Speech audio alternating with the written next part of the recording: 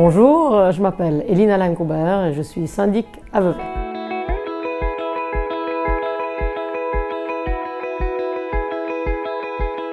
Pour moi, la musique est vraiment une part importante.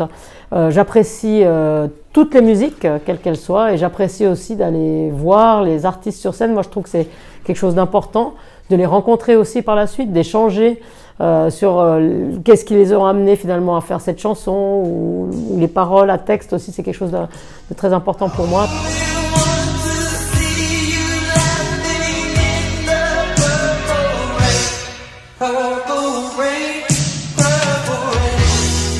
Je pense que l'un des premiers vraiment, c'est Prince.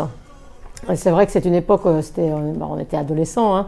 C'est l'époque où sur le fond on devait choisir entre Michael Jackson et Prince.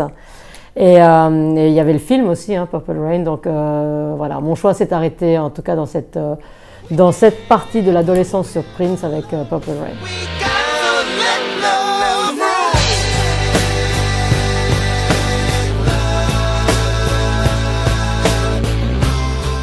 Il y a un autre artiste aussi qui vous a touché, il y en a de nombreux, hein, parce que vous aimez beaucoup la musique, mais c'est Lenny Kravitz avec un de ses premiers titres, avec un album magnifique, c'est Let Love Rule. Oui, alors ça c'était aussi un moment assez intéressant, parce que voilà, il fallait choisir une chanson.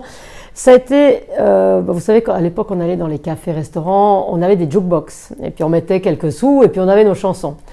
Et ensuite c'était le premier événement au niveau vidéo. Et dans un des restaurants où on allait, un des cafés où on allait, ils ont mis cette espèce de jukebox vidéo. Et c'est comme ça qu'on a finalement découvert Lenny Kravitz. C'est un chanteur américain, on n'avait pas toujours la possibilité de découvrir des artistes de partout. Et c'était cette chanson de Let Love Rule qui passait toujours en boucle dans ce café. Oh my God, have mercy of my Africa. Ooh, yeah.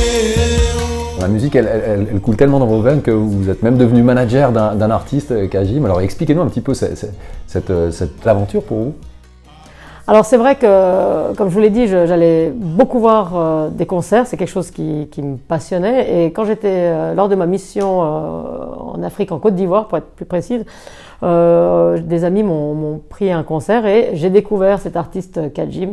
Et c'est vrai qu'une de ses chansons m'a particulièrement touchée, c'est Lord Have Mercy. C'est une chanson qui parle de la guerre et suite à cette chanson, je me suis dit qu'il fallait, d'une manière ou d'une autre, je rencontre cet artiste. Ça s'est fait. Et puis voilà, une amitié est née. Et quand je suis rentrée en Suisse, je me suis proposé d'essayer de l'aider dans sa carrière musicale et j'ai produit 4 de ses albums.